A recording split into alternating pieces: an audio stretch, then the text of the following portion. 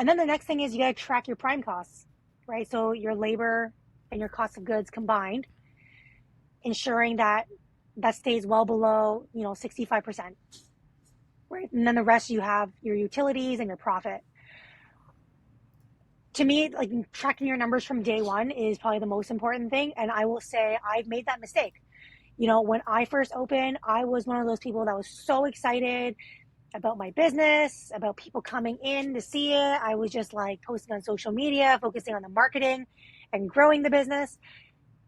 I was not focused on looking at my numbers. I look at my P&L, on a monthly basis, Mm-hmm. but by the time your monthly numbers come around, if you get your January P&L in March, Mm. like that's too late. Like what are you going to do about January now, right? So knowing your numbers, the week of or the week after, having a really good pulse is really important. That's my biggest advice for anyone that's opening a restaurant is know your numbers.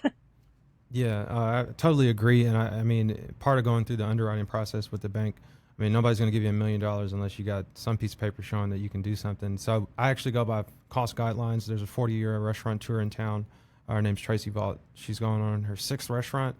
I know that as I look at the base rent, that I have to multiply it by a certain percentage to know that if I don't make this number, I'm losing my ass. And I tell that to my leadership GM, my chef, and my beverage director. If we are not making $1.6 million a year, we are on our way to closing.